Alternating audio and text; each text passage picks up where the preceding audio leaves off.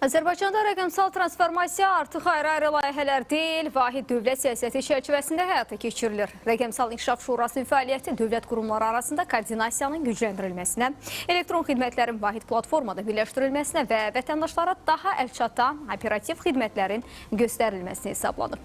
Mütəxəssislərin fikrincə qarşıdakı dövrdə rəqəmsallaşmanın əsas nəticələri bürokratik maneələrin azalması, dövlət idarəçiliyində səmərəliliyin artırılması və xidmət keyfiyyətinin yüksəlməsi olacaq.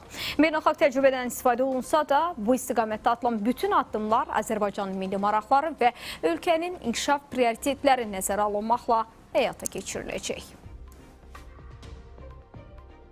Bu ilin fevral ayında Prezident İlham Əliyevin sədrliyi ilə Azərbaycanın yeni rəqəmsal inkişaf strategiyasına həsr olunmuş müşavirə keçirildi və rəqəmsal inkişaf üzrə fəaliyyət planı təsdiqləndi. Qarşıdakı 3 il üçün rəqəmsallaşma, süni intellekt, kiber təhlükəsizlik və innovasiya ekosisteminin inkişafını təmin edən konkret yol xəritəsi müəyyən olundu. 4 aydan sonra 1-ci vitse-prezident Mehriban Əliyevanın sədrliyinə Rəqəmsal İnkişaf Şurasının ilk iclası keçirildi. Bu, həm də dövlət başçısının sədrliyi ilə keçirilən müşavirədən keçən müddət ərzində görülən işlərin hesabatı idi. Rəqəmsal İnkişaf Şurasının əsas vəzifəsi 1-ci vitse-prezidentin də qeyd etdiyi kimi müxtəlif dövlət qurumlarının fəaliyyətini əlaqələndirmək, vahid yanaşma formalaşdırmaq və qəbul edilən qərarların vaxtında və səmərəli həyata keçirilməsinin icra olunmasını təmin etməkdir.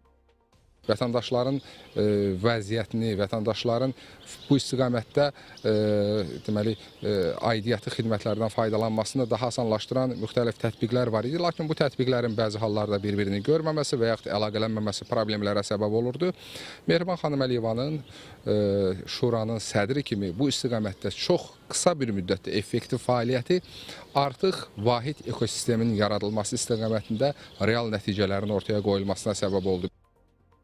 Qeyd eləyək ki, rəqəmsal inkişafın sürətləndirilməsinə dair 2026-2028-ci illər üçün fəaliyyət planı rəqəmsallaşma, süni intellekt, innovasiya ekosistemi və kiber təhlükəsizlik istiqamətləri üzrə 58 təşəbbüsü əhatə edir. Rəqəmsal İnkişaf və Nəqliyyat naziri Rəşad Nəbiyevin Şuranın iclasında verdiyi məlumata görə indiyədək 40 dövlət qurumu ilə yol xəritələri hazırlanıb, onlardan 13-ü artıq təsdiqlənib və ya təsdiq mərhələsindədir. Son 3 ayda MyGov platformasının xidmət dairəsi genişləndirilib. İstifadəçilərinin sayı 2,7 milyondan 3,5 milyona çatıb. Daha 7 dövlət tətbiqinin xidmətləri ilin sonuna dək vətəndaşların istifadəsinə veriləcək. Bundan əlavə artıq ali təhsil müəssisələrinə qəbul olan şəxslərin qeydiyyatı onlayn tamamlana bilər. Həmçinin övladlarını məktəbə qədər təhsil müəssisələrinə qəbul etdirmək istəyən 225 min valideyn də bunu MyGov web üzərindən edə biləcək. Bu isə vətəndaşların dövlət qurumlarının fəaliyyətindən səmərəli şəkildə faydalanması üçün yaradılan vahid rəqəmsal ekosistemin bariz nümunəsidir. Mütəxəssislər bildirirlər ki, rəqəmsal şuranın yaradılmasının vətəndaşlar üçün müsbət tərəfləri çoxdur.